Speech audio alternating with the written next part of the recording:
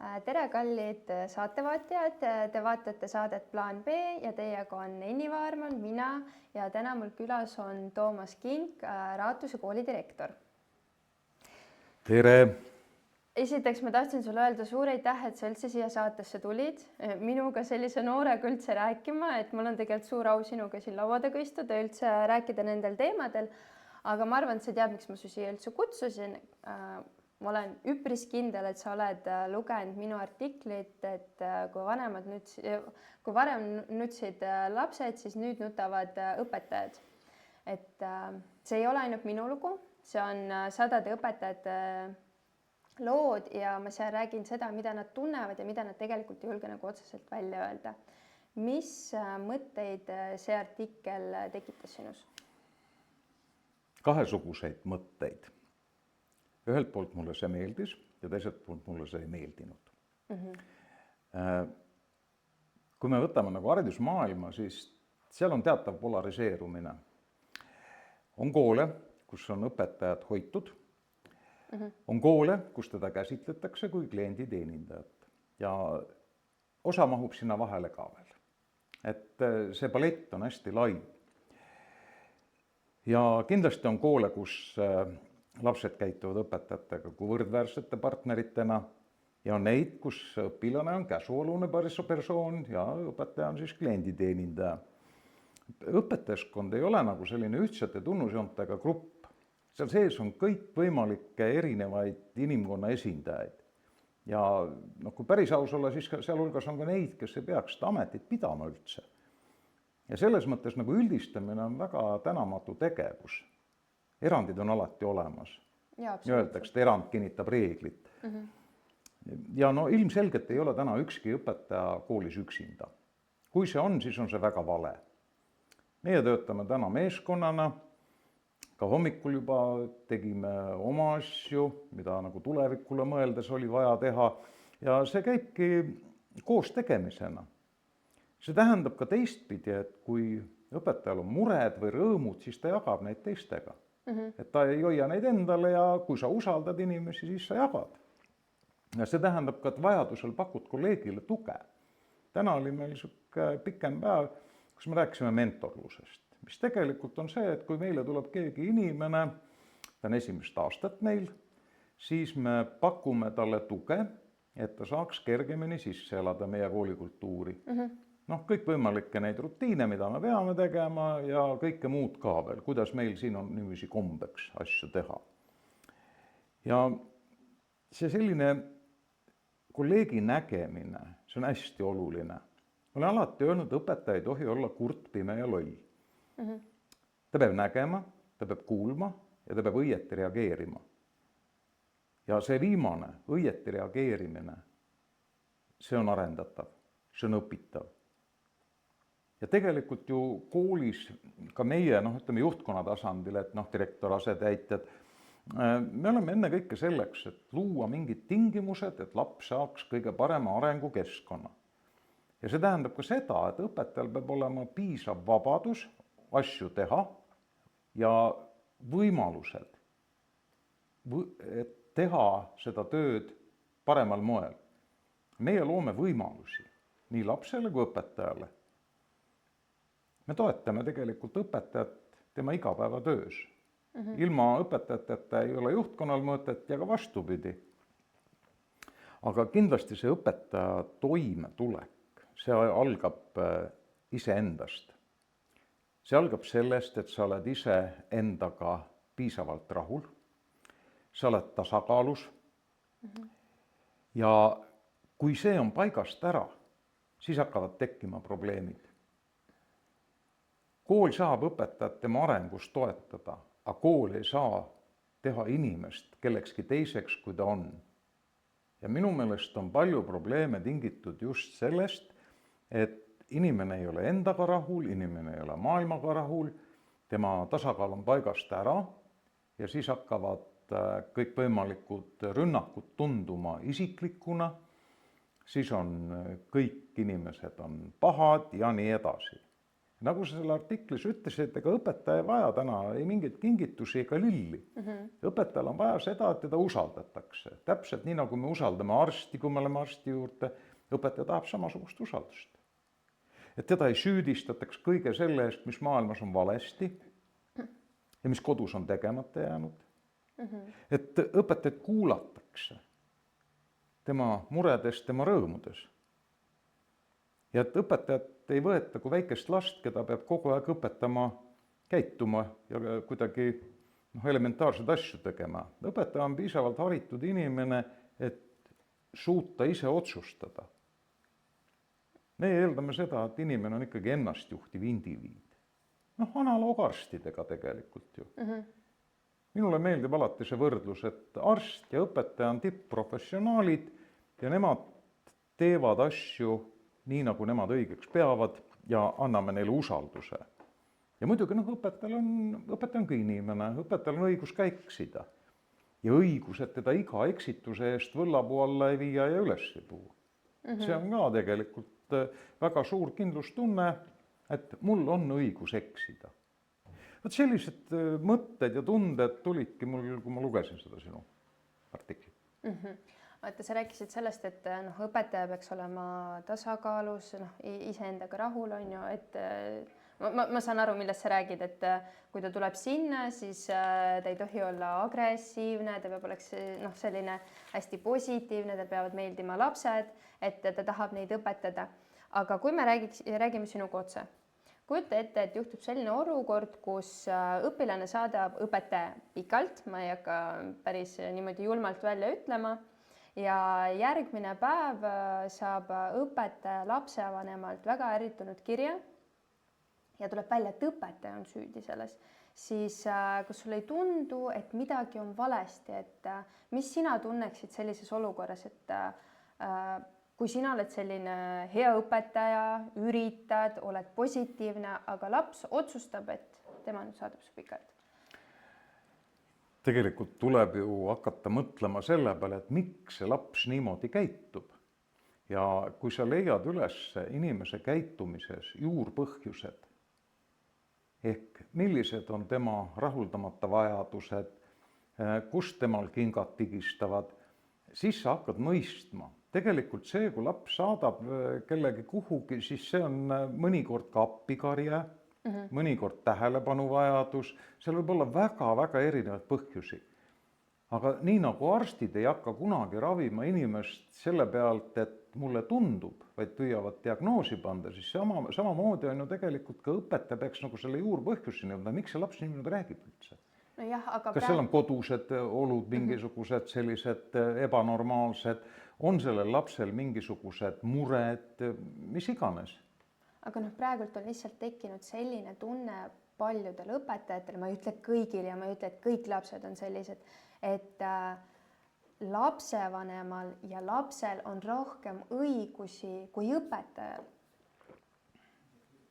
Et tegelikult ma arvan, et mida ma ei arva, vaid see ongi ju see probleem, et last saab kaitsta lapsevanem, aga õpetajat ei kaitse nagu mitte keegi.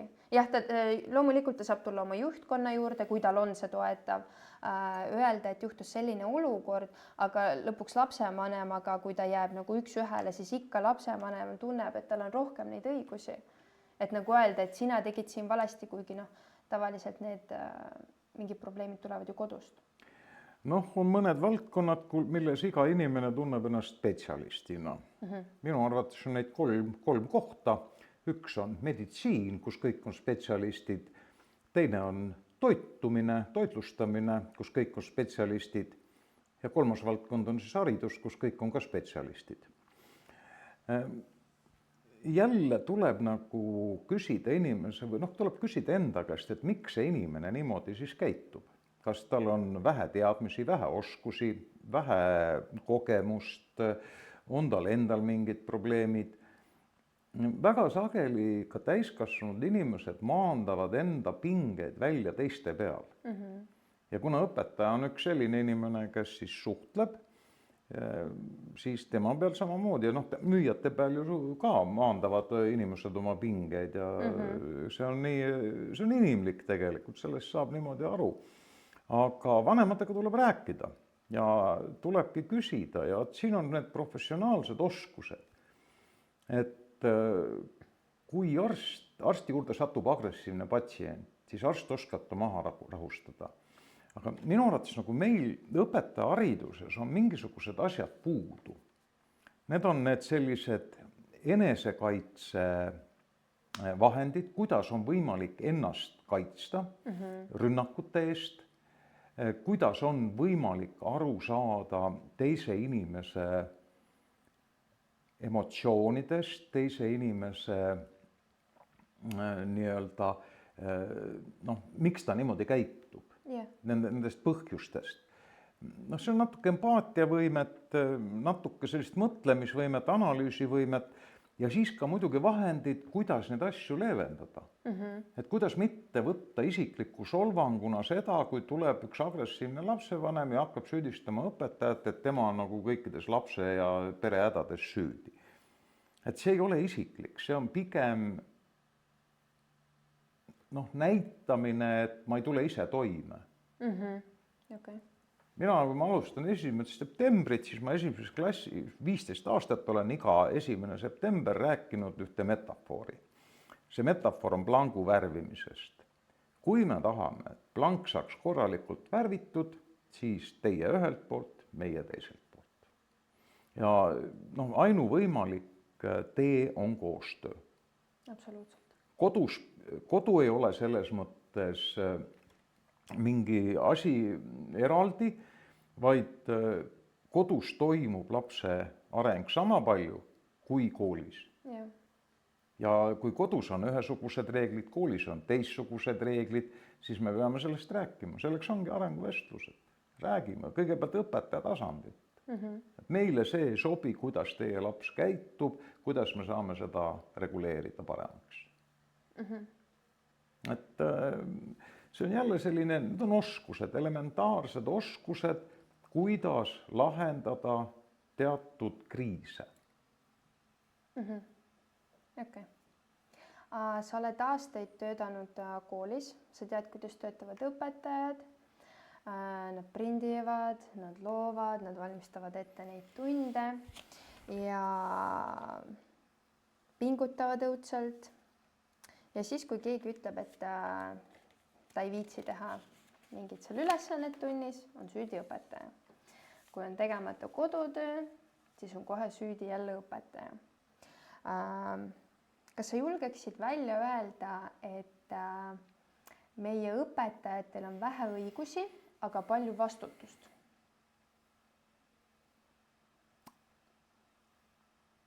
Meie õpetajal on palju õigusi ja on ka palju vastutust. Ma ei tea, maailmas on väga vähe selliseid koole ja riike, kus on koolidel ja õpetajatel nii palju õigusi asjade otsustamise üle. Õpetaja saab täna valida, mida ta õpetab, millal ta õpetab, millega ta õpetab. Kui mina võtan õpetaja tööle, siis ma annan talle usalduskrediidi. Ja enamik ka meie või minu kolleege, need on selle usalduse ikka kenasti välja kandnud. On ka mõned, kes ei ole. Et ma ei sekku õpetaja töösse. Täpselt nii nagu haigla peaarst ei sekku oma südamekirurgide operatsioonidesse. Ta laseb neil otsustada. Koolis on samamoodi. Meil on väga laiapõhjaline juhtkond. Meil on igal kooliastmel on oma juht, kus otsustataksegi seal sees. Need otsused peavad sündima seal võimalikult inimeste lähedal, kes seal töötavad. Siis need inimesed on kaasatud otsustusprotsessidesse. See on väga oluline. Et pigem ma arvan, et meie õpetaja on ikkagi väga vaba oma õigustega. Aga muidugi, mis puudutab selliseid kriisitasandi õigusi, siis on seos kooliga. Kui koolis on kokku lepitud see, et me kaitseme oma õpetajaid rumalate rünnakute eest ja igal juhul anname tuge, kuni sinnamaani välja, et sa oled nõus minema oma õpetaja eest kohtusse, kiusliku lapsevanema vastu, kui see on põhjendamatu, siis õpetaja tunneb ka ennast hoituna ja kaitstuna. Ja siis ei teki neid selliseid situatsioone. Aga kui õpetaja jätakse oma hädas üksinda, et vaata ise, sinu mure, lahenda ise, siis see ei ole päris õige. Õpetajal puuduvad selleks teadmised, oskused, kuidas neid asju lahendada. Ja esimene asi, kui on mingisugune kriisisituatsioon, millega sa ise toime õpetajana ei tule, siis tule ja räägi. Elementaarne. No võib-olla teie koolis on nagu see, et on nii palju tuge, minu koolis mul on ka sellega väga vedanud, aga nendest kirjadest, mis ma lugesin just õpetajate poolt, kool ka nagu toetab, aga siiski ta ikka jääb süüdi, ta tunneb ennast kodus süüdi, sellepärast et lapsel on tegemata kodutöö, kuigi sina panid stuudiumisse ülesse, aga tuldakse ja süüdistatakse sind ja lapsevanem ka ründab sind. See on hea, kui kool toetab sind, aga sa ikka sisimalt tunned, et sa oled midagi valesti teinud. Et see on ju kõige hullem. Jah, see on see tegelikult enese hävitamislik tee. Kui ma võtan igat sellist rünnakut isiklikuna, enda pihta käivana ja panen iseenda nagu tegemised kahtluse alla. Ma arvan, et see on see koht, mis ma enne ütlesin, et me peame õpetama õpetajat selles suunas, kuidas ennast hoida, kuidas ennast säästa. Kõik see, mis öeldakse, ei ole sinu pihta käiv. See võib olla hoopis midagi muud. Ja see tugi samamoodi, et sa saad kolleegile rääkida, sa saad rääkida oma otsesele sinust kõrgemal olevale üksusele, sa saad minna psühholoogi juurde rääkima, mida iganes, aga kui sa nagu sukeldud nagu endasse süvitsi, siis sa hakkad seest ennast põletama ja sa hävitad ennast ära.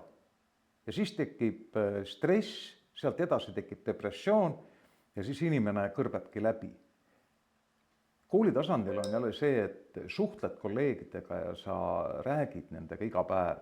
Mitte kõigiga, aga üks päev ühega, teine päev teisega ja sa näed ära, et tal on mure.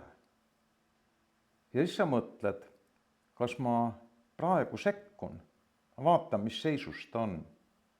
Mingil hetkel ma küsin, kas sa tahad sellest rääkida?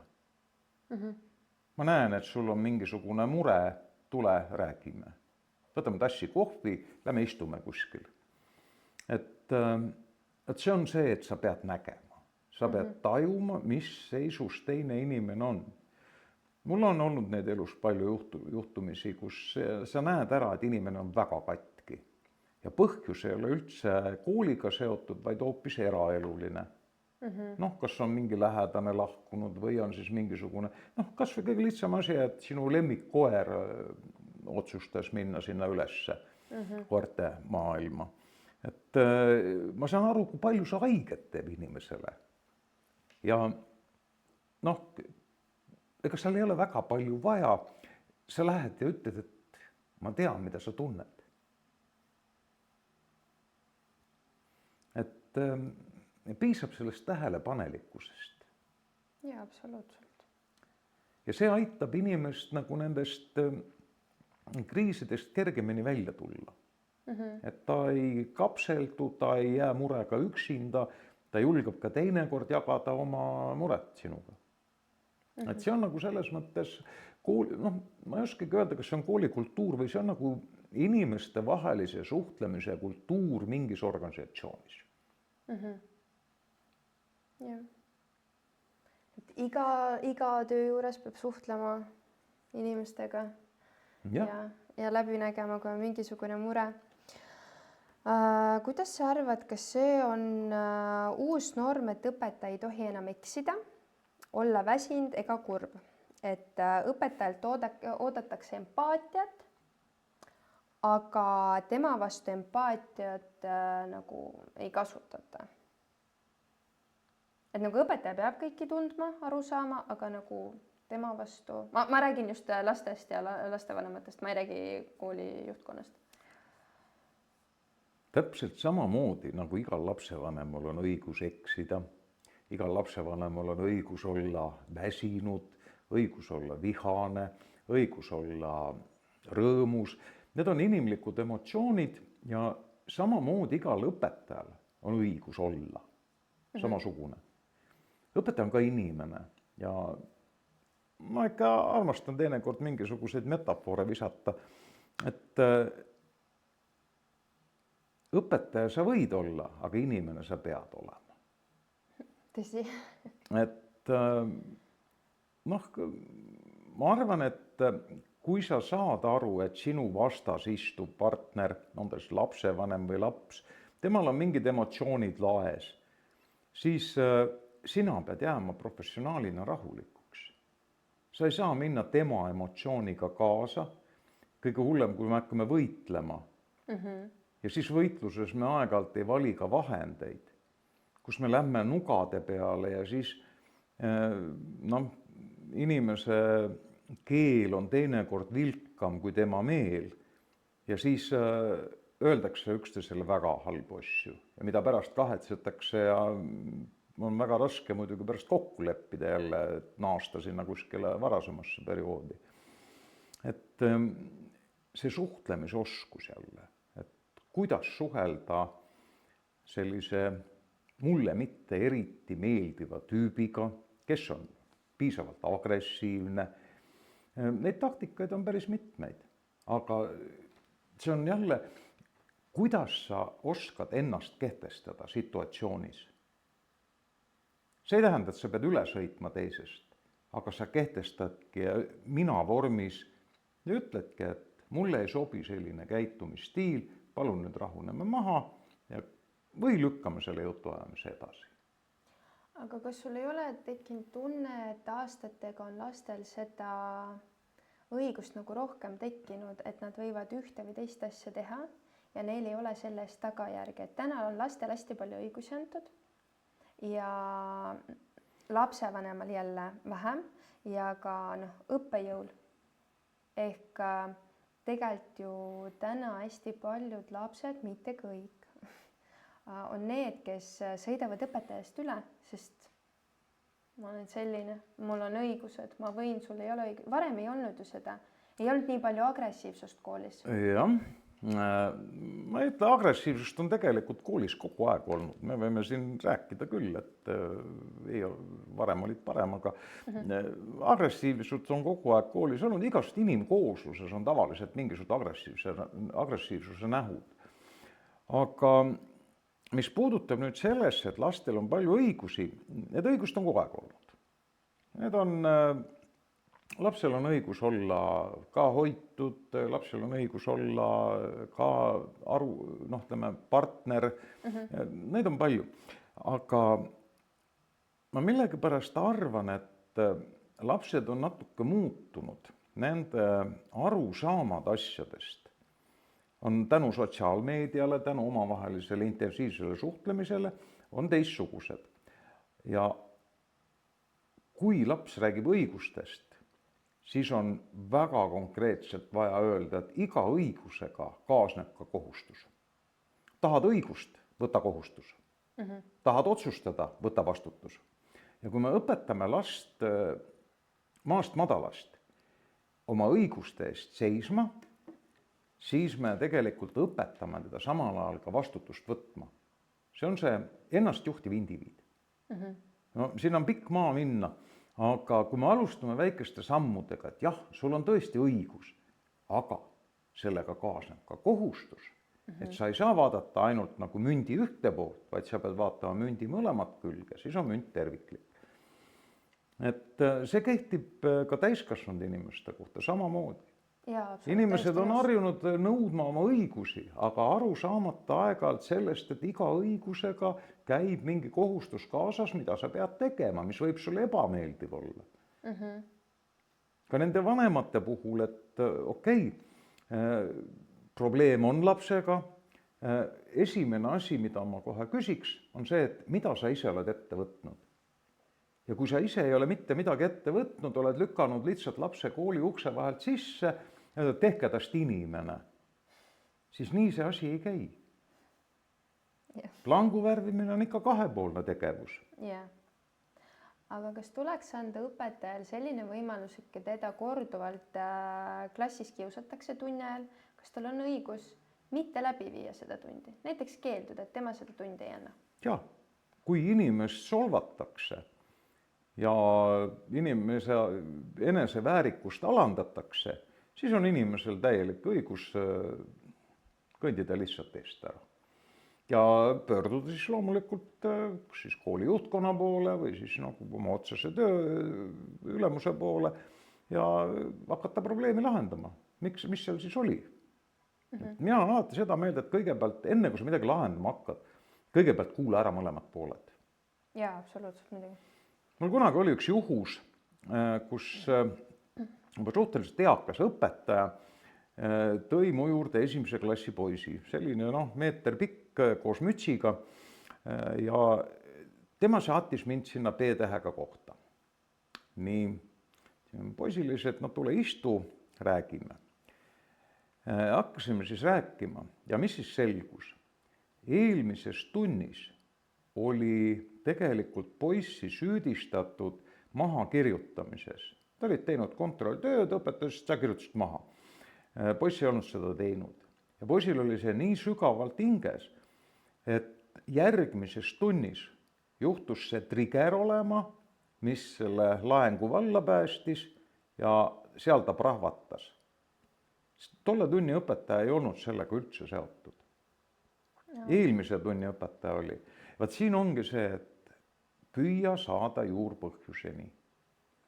Ja siis saad lahendada. Ja siis tulevad õiged lahendused, mitte vildakad lahendused.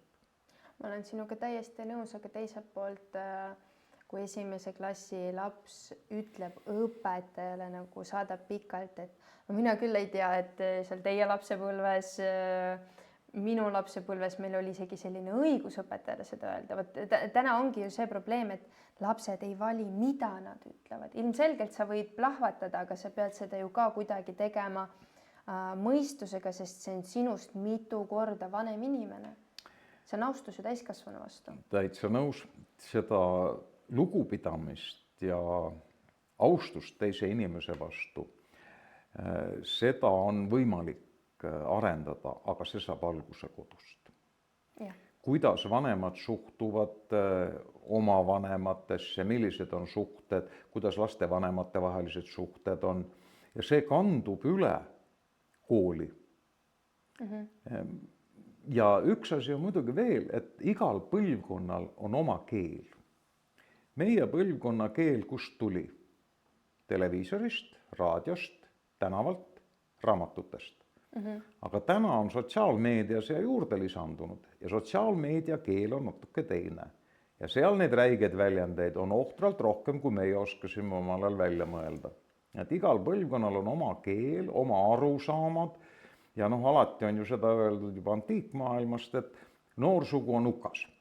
Mina küll nii ei ütle. Minu meelest on iga põlvkond on oma nägu, igal põlvkonnal on omad mingisugused arusaamad elust, inimestest, ümbritsevast ja tegelikult on päris vahva vaadata, kuidas põlvkonnad üksteisest erinevad. Ka keeleliselt, milliseid väljendeid kasutatakse ja ka meie ropendasime omal ajal ka ja ka meil oli niisugused krõbedaid väljendeid küll. Ja panime meie ka omale õpetajaid nutma oma lolluste tegemisega. Aga see käib ilmselt selle kasvamise juurde. Mingil hetkel sa hakkad nagu aru saama, et see ei ole päris okei, selline käitumine. Ja siis sa tõmbadki tagasi. Siis sa hakkadki nagu mõtlema iseenda tasandilt, et see ei ole ju normaalne, et kui ma niimoodi ütlen naissoost õpetajale, et see nagu paneb mind nagu kuidagi hoopis mingisse valesse rolli. Jah. Aga ma arvan, sa tead ka hästi palju juhuseid, et tänapäeval hästi palju süüdistatakse õpetajad ja hästi palju käidakse kohtus. Kas õpetajal peaks olema õiguslik tugi olemas, näiteks nagu jurist, kes teda kaitseb üleüldse kogu aeg näiteks? Ma arvan, et ei pea, sest need häda on selles, et meie üksikjuhtumite pealt tehakse väga sageli üldistusi. Et ega neid kohtu case'e õpetajatega nüüd nii palju ka ei ole. Osa nendest on põhjendatud, osad nendest on põhjendamatud. Ja ka meedial on siin oma roll. Meedia ju tegelikult tahab klikke ja siis võimendatakse probleemid üle, ka sageli mitte eetiliselt. Ma arvan, et esimene tasand on kooli tasand. Ja see on kooli juhtkond. Sina pead kooli juhtkonnana pakkuma oma õpetajale turvalisust. Kui on vaja, lähed ka kohtusse tema eest, kui on teda ebaõiglaselt rünnatud. Aga ma olen ka kolleegidele öelnud, et minu nagu selline arusaam asjast on niimoodi, et kui sa ise oled teinud mingisuguseid räigeid vigasid, siis ma ei oska neid asju kaitsta. Ma saan kaitsta ainult õigeid asju. Et on mingid eetilised piirid, millesse selles ametis ei tohi üle minna. Neid juhtumeid on Eestis olnud viimasel ajal päris palju. No mis päris palju, aga on meedias jälle tulnud, kus minu meelest nagu ebasobiv käitumine õpilastega, kolleegidega, mis iganes. Et need on piirid, kui sa oled ise piirid ületanud, siis sa pead ise hakkama saama. Siis ei saa mina sind tööandjana kaitsta. Jah, aga kui ma kirjutasin selle artikli, siis tuli nii palju seda tagasisidet, et nagu tunnen, et tegelikult õpetaja see probleem on tegelikult väga suur. Et praegu me nagu suhtleme sinuga, mul tundub, et tegelikult see kõik ei ole nii halb. No vot, sõltub jälle, kui palju me nagu mille pealt me üldistusi teeme, et kui me võtame nagu õpetajate koguarvu Eestis ja siis palju on neid selliseid kriisijuhtumeid, no ma ei oska ka niimoodi öelda, ma ei ole seda uurinud ja ma saan rääkida ikkagi ennekõike oma kooli seisukohast ja võib-olla mõne hea sõbra kooli seisukohast veel, kus me nagu üksteist toetame ka. Et meil on nagu koolijuhtidega ka selline oma meeskond vähemalt Tartus. Et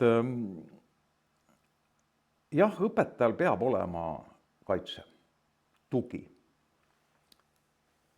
Kui teda rünnatakse väga räigelt, siis on õigus pöörduda kohtusse, nõuda oma au ja väärikuse eest kaitset. Esimene asi, inimene peab ise selleks valmis olema.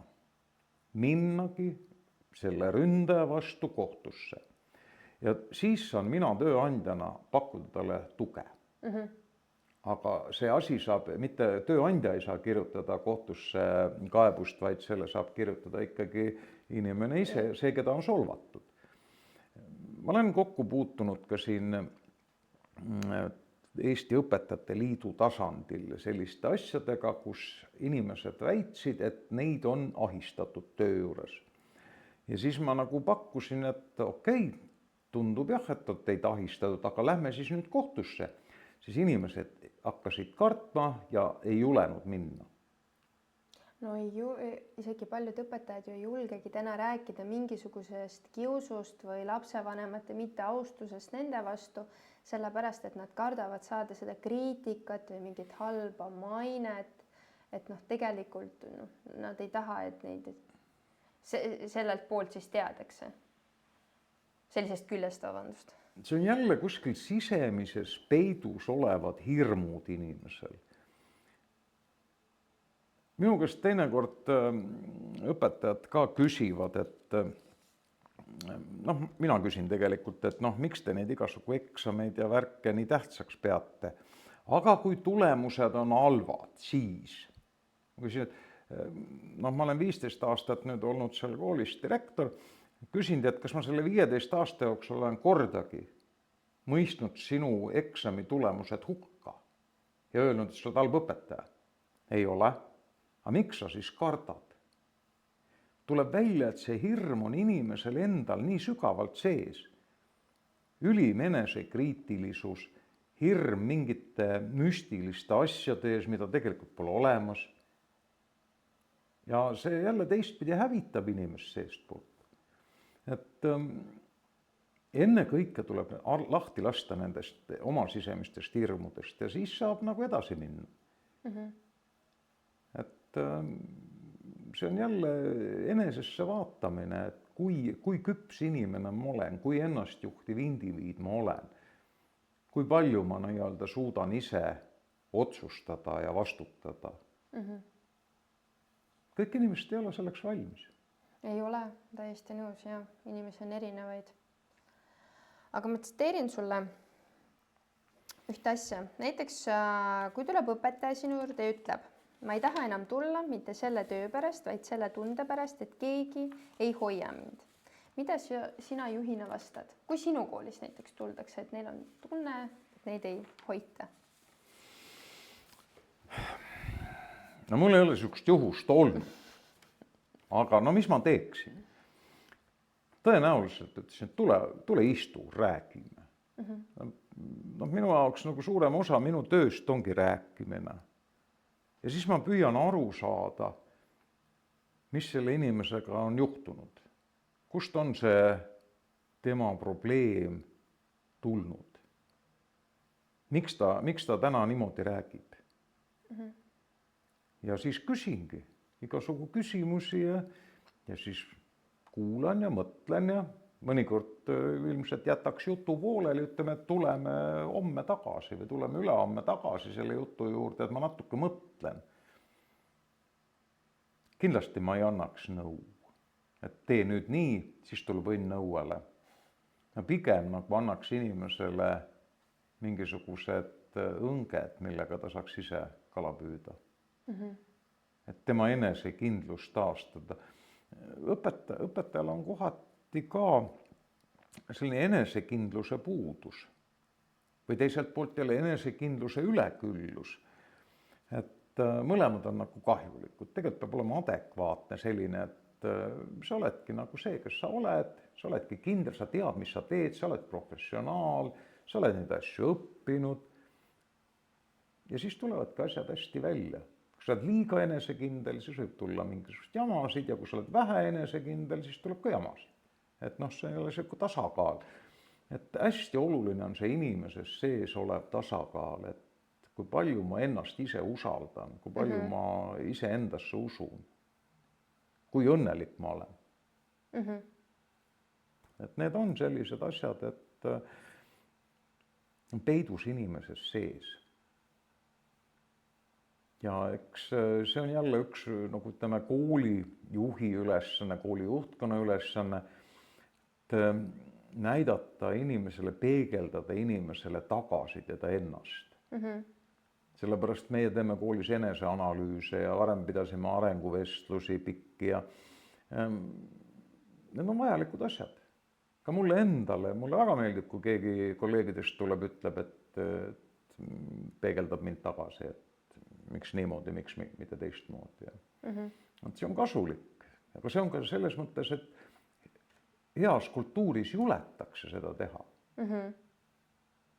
Aga kui on kehv kultuur, hirmukultuur, siis seal ei juleta. Siis on nagu loomade farm. Osad loomad on võrdsemad kui teised loomad. See ei ole päris nagu õige. Eelkõige peab rääkima ja arutama. Räägime. Kuulame. Üks asi on rääkimine, teine asi on kuulamine. Et kuulamisoskus samamoodi, sa pead kuulama, mida teine inimene sulle räägib ja sa pead olema kohal. See on kõige hullem asi, kui sind ei ole kohal. Sa mõtled oma mõtteid. Sul kolleegil on mingi mure, sa istud seal ja siis sa mõtled selle peale, et aga mul on nüüd eelarve ka vaja ära teha, see on täna õhtul on nagu tähtaeg. Sa ei ole kohal. Ja vaistlikult see kaaslane tajub seda, et sa ei ole kohal. See nõuab, kui sa tahad inimesega rääkida, ole kohal. Mõtle temaga kaasa. Proovi mõelda natuke läbi tema prisma. Kuidas tema asju tajub, kuidas tema asju näeb. Ja siis nagu võib-olla me suudame üksteisele toeks olla. Jaa. Mul on selline üks küsimus sulle. Tekkis selline ettepanek. Ma küsingi alguses sinu käest, et mis sa sellest arvad, et kui tekitaks sellise tunnilastele üks kord nädalas, kus õpetatakse selliseid asju nagu austus tüdrukute ja poiste vahel, austus õpetaja ja koolijuhi vahel, elementaarse riietumisest, kuidas kanda seelikut ülikonda, olla väärikas, lugupidamine vanemate inimeste vastu, austus Eesti riigi ja lipu vastu. Meil ju tegelikult sellist tundi ei ole. No tegelikult on. Seda nimetatakse klassijuhataja tunniks. Minu arvates need asjad kõik, mida sa rääkisid, seda ei ole võimalik õpetada üheski tunnis konkreetselt, vaid need asjad on tegelikult läbivad teemad. Igas tunnis tuleb tegelikult nendele asjadele tähelepanu pöörata. Need on sotsiaalsed oskused, need on käitumisoskused ju, suhtlemisoskused. Ja kui me õpetame neid niimoodi, et me ei kirjuta nagu teemat tahvli peale, et Eesti lipu austamine, vaid me tegelikult pöörame selle tähelepanu, et sõbrad, et kui on nagu aktus, siis me lähme saali ja siis hümni lauldes me võtame oma tekli peast ära, hoiame seda käe peal. Ja pisiasjad, nendest pisikestest asjadest hakkab kujunema väikestel inimestel maailmapilt. Nad on harjunud sellega, et kui mängitakse hümni, mehed paljastavadki pea. Või kui mängitakse hümni, inimesed tõusevad püsti. Aga seda tuleb teha, mitte rääkida. Ja igasugune selline teoreetiline rääkimine sarnaneb sellele, et me õpetame ujuma inimest teoreetiliselt. Kaldal, vett ei ole meil täna. Teeme asju, teeme koos. Lapsed jälgivad õpetajat. Lapsed võtavad üle õpetaja väärtushinnanguid ja hoiakuid. Vaistlikult. See niimoodi on kogu aeg olnud. Täpselt samamoodi võtavad õpetajad vaistlikult üle koolijuhi väärtushinnanguid ja hoiakuid. Seda näitavad erinevad uuringud, et niimoodi see toimib. Et me peame ise õpetajatena olema eeskujuks. Aga erinevad olukorrad on näiteks, sa tõid välja ka selle, et on mõned vanemad, kes lükkavadki lapse kooliuksest sisse ja ütlevad, et nüüd tehke tast inimene, et võib-olla siiski on vaja seda tundi, kus räägitakse neid asju, sest näiteks kodus ei ole seda elementaarset, ei räägita, kuidas sa pead riides olema koolis. Kas sa näed palju, ma ei tea, kas sinu koolis käivad poisid ülikonnas? Ei. Aga kas sa tahaksid? Ei. Ei tahaks? Ei, ma ei ole ise ülikonna inimene, ma olen kampsuni inimene. Asi ei ole selles, et milles inimene käib. Ülikond ei tee ühestki indiviidist meest, kui ta selle selga paneb. Ka kampsunis saab väärikalt käituda ja ülikonnas võib olla ka mölakas. Et asi ei ole riietes, asi on selles, mis on su hinges, mis on su peas. Milliseid väärtushinnanguid sa endas kannad. Ja seesama, mis sa enne ütlesid, lugupidamine vastassugupoole vastu. See on jälle selline elementaarne, et sa panedki lapsed situatsiooni, kus nad demonstreerivad oma käitumist.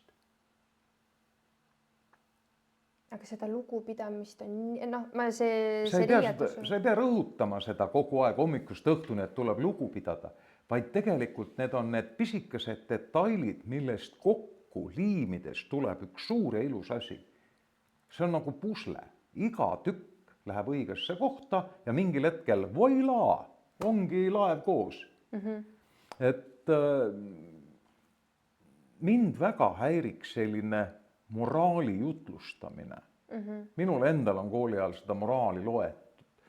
Aga teistpidi olen õppinud ma lihtsalt elus käituma natuke muude allikate järgi. Ma olen kas lugenud, ma olen kas mõelnud mingid asjad läbi, mingeid asju lihtsalt teen teistmoodi ja kui ma avastan, et okei, et huvitav, miks ma niimoodi teen.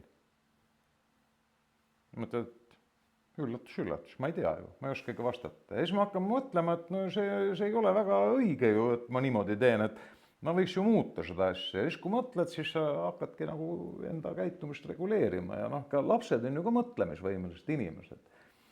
Mina ei ole näinud oma elus ühtegi halba last. Kindlasti ei ole halbu lapsi. Kõik lapsed oma olemuselt tahavad olla head, aga mõned ei oska. no aga kui me teeme selle mitte moraalitunniks, vaid tunniks, kus tehaksegi igasuguseid sa peadki mingisugusesse olukorda tekkima, et iga tund on mingisugune olukord, et lastele ette näidata, kuidas peab ühes või teises olukorras käituma näiteks. Aga seda asja nimetatakse lõiminguks. Ehk me seome ära erinevad teemad, erineva sisuga asjad. Praegu maailmas arenemisjärgus üks selline, nimetame teda intradistsiplinaarseks õppekavaks, kus ei ole matemaatikat, füüsikat, keemiat, vaid on tegelikult teemad. Aga kõik need matemaatika, füüsika, keemia pädevused on nende teemade sees olemas. Ja kui me oskame neid asju ära siduda omavahel, siis tekib lapsel ajus tervikpilt ja asjad jäävad paremini meelde. Ja sinna mahub ka eetika, sinna mahub ka kõik need sellised oma riigist lugupidamine, kaasinimeste lugupidamine. Maailm liigub sinnapoole, et asjad on omavahel seotud. Ja ma täitsa tean, millest sa räägid sellest lõimimisest. Aga meil on täna, me oleme selles, me räägime, et meie tegeleme täna mitte intradistsiplinaarse, vaid interdistsiplinaarsega. Ja interdistsiplinaarne tähendab seda, et me proovime nagu ainet kohati katta. Et meil on mingid ühisosad aineti, aga see on nagu vahepeal etapp. Ja need koolid, kes täna siis kütavad mõnuga aineid pidi, see on rööbas mõtlemine. Minu aine on kõige tähtsam, teine aine kõrval ei kõlba mitte kuhugi, sealt tuleb tund ära võtta, mulle juurde anda, siis ma teen oma tööd hästi. See ei ole jätkusuutlik mõtlemine täna. Absoluutselt. Ja ka need uued võimalused, AI kasutusele võtmine ja võrguressursid ja see on tohutu võimaluste allikas praegu oma tööd teha lihtsamaks, oma tööd teha inimsõbralikumaks, arvestades rohkem lapsi, arvestades tegelikult seda, kuidas lapse aju töötab, kuidas laps mõtleb, miks asjad jäävad meelde, miks asjad ei jää meelde, neuropsühholoogia puhas. Ja, aga sa puudutasid seda AI-d, on ju, aga näiteks mina kui õpetaja olen AI vastu, ma seletan kohe miks. Sellepärast, et näiteks matemaatikatund, mina matemaatikaõpetaja, mis lapsed kodus teevad? Nad teevad pilti ülesandest ja tuimalt kirjutavad selle maha. Ehk nad ei mõtle, et hästi paljud lapsed ei mõtle selle peale, kuidas seda ülesannet peab tegema ja nad on hästi nagu laisaks muutunud selles. Ja kui neil on telefon tunnis ka kuskil kaasas, eks ma näen, et mõni vahest pildistab, teeb kiiresti rutta ära. Et mina ei taha, et minu aine oleks igav, mõttetu, et see lihtsalt tuubiks. Ei, matemaatika on ju loogika. Ma tahan, et nad mõtleksid. Minu jaoks on kõige tähtsam, et sa mõtleksid, sa saaksid aru, kui sa ei saa aru, ma seletan sulle. Ja see, et sa lihtsalt tuimalt maha kirjutad, no mis sa saad sellest? Aga see on nüüd see koht, et vanade ülesannetega täna enam hakkama ei saa. Ehk need ülesanded, mida mina omal ajal lahendasid, mida sina omal ajal lahendasid koolis, nendega ei ole enam midagi peale hakata. Need teeb AI kohe ära. Aga uued ülesanded on hoopis teissugused, mida AI ka ei tee kohe ära. Ja kui teeb, siis ta teeb vigaselt. Üks asi, mida me oleme lastele täna õpetama, on see, et AI-sse tuleb suhtuda kriitiliselt. Ta teeb vigu, ta teeb räigeid vigu. Ei saa võtta teda tõena. Teine asi, me peame mõtlema selle peale, kuidas mängida AI-ga üle. Ehk sa ehitadki ülesande üles hoopis teise loogika järgi, kui temal on. Ja mingid asjad, mida lastega saab ka teha, et teeme nüüd täna niimoodi, et me täna üldse nagu ei telefoni ega arvutit ei kasuta, teeme täna niimoodi peast mingeid asju. Teeme täna selliseid ülesandeid, kus on korraga pandud kokku matemaatika, eesti keel, bioloogia, eetika, mis iganes. Ja see ülesanne ongi selline. Meil on aeg-ajalt iseseisva õppimise päevad, kus laps saab koju ühe ülesande. Jah, tean. Ja siis ta kodus teeb seda. Tahab kasutab AI-d, aga ülesanne on natuke teistsuguse. Seal ongi erinevad kihid, ta peab mõtlema. me peame õpetama lapse enne kõike mõtlema, alles siis mehaaniliselt mingisuguseid asju tegema. Ma alati küsin enda käest, kas korrutustabelit peab pähe õppima? Ei pea. Korrutustabel jääb meelde, kui sa teda kasutad. Yeah. Et ühtegi asja ei tohi õppida tuimalt pähe. See ei jää pähe, see niikuinii läheb ära, jah.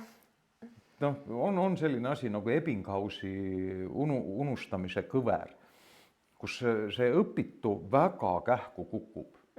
Ja noh, see on inimlik omadus ja ega me siis peame sellega arvestama, et küsime peale eksamit 2 nädalat, et mis sul sealt meelest on, mäleta pooli asju.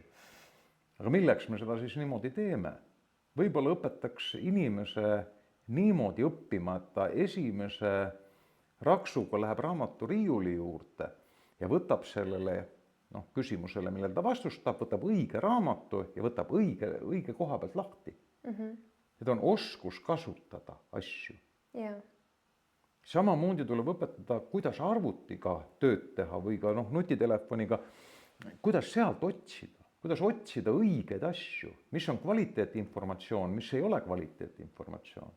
Nojah, täna on ka sellega probleem, et ei osata kasutada isegi õpikut, et mis sealt on vaja ja mis sealt ei ole vaja. Olen minagi näinud magistritöid, kus on allikaks on ajakirjandus, Õhtuleht ja Päevaleht ja Postimees. Mis ei ole päris nagu okei.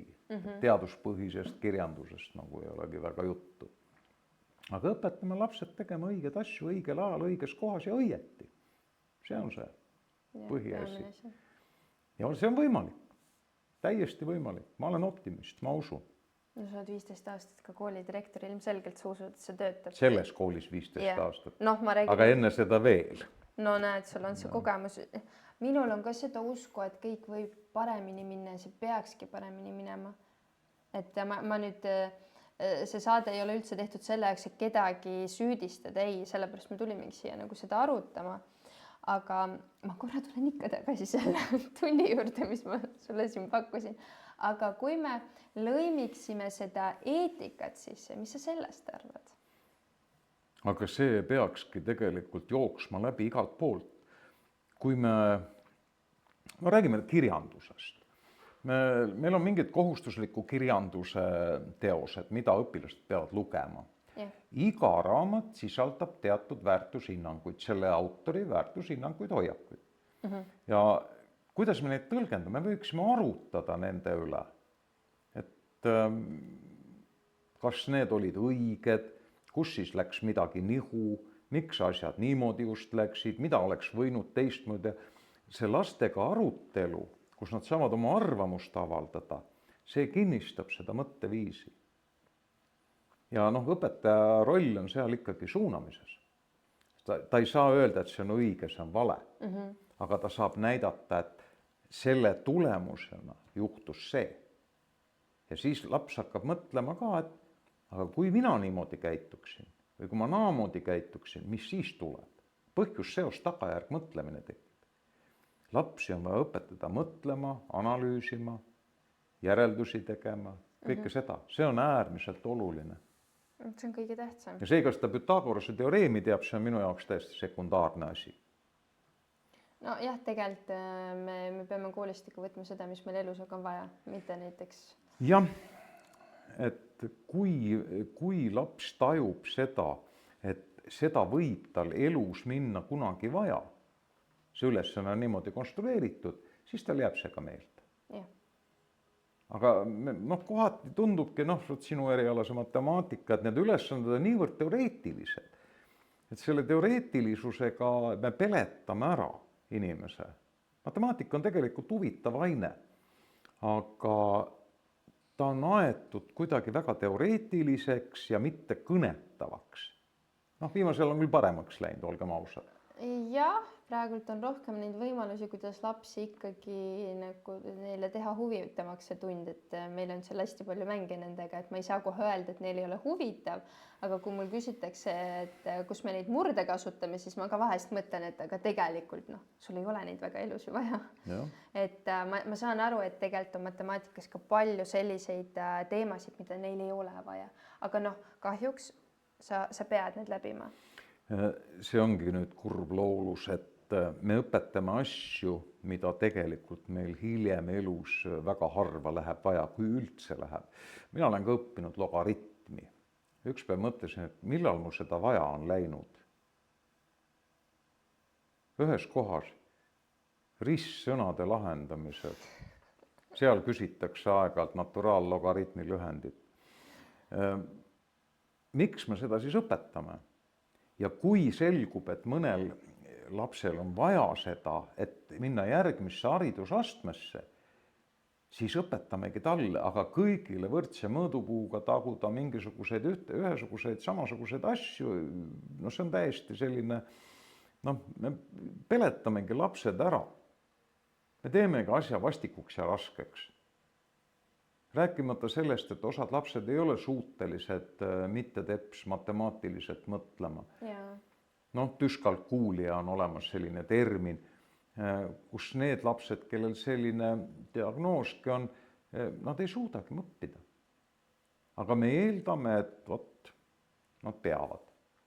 Sellest võib pikemalt rääkida, et mis aineid üldse oleks vaja ja milliseid ei oleks vaja, et meie maailm on nii palju arenenud, et tõesti paljusid asju ei olegi rohkem vaja ja võib-olla ongi kool see koht, tegelikult kool ongi see koht, kus me valmistame lapsed ette päris eluks, täiskasvanuks eluks, et seal peaksid natuke teised tunnid olema, et ma olen täiesti sinuga nõus.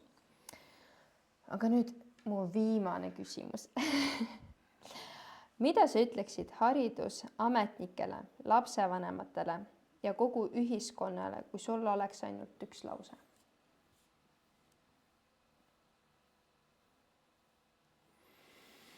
Ärge raisake oma väärtuslikku aega küsimusele. Miks maailmas ei ole alati asjad nii hästi, kui nad olla võiksid? See on aja raiskamine. Küsimus on lihtsalt see, kuidas mina saan seda paremaks muuta ja iga päev natuke midagi selles suunas ka teha. Ma arvan, see on super, mida sa oleksid võinud kõigile öelda. Aga suur aitäh sulle, et sa tulid sellesse saatesse ja ma loodan, et meie saate vaatajatel on ka kindlasti huvitav seda kuulata ja ma igaks juhuks mainin veel üks kord, see saade ei olnud tehtud selleks, et kedagi süüdistada, solvata. See on lihtsalt arutelu koolidirektoriga, kes on mitmeid aastaid selles valdkonnas olnud ja kes oskab võib-olla isegi minule mõndades asjades silmad lahti teha. Jah, igasugune süüdistamine on minu meelest väga tänamatu tegevus, et pigem on meil on üks asi ajada.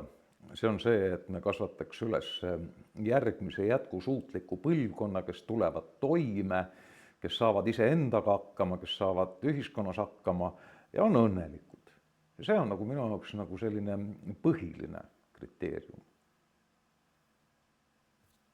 Ja viimaseks, mis ma veel ütlen, õpetaja ja lapsevanemal peab olema koostöö, sest meil on alati üks eesmärk, et meie lapsed oleksid õnnelikud. Jah. Suur aitäh sulle. Aitäh. Suur aitäh, et vaatasite meid. Head aega.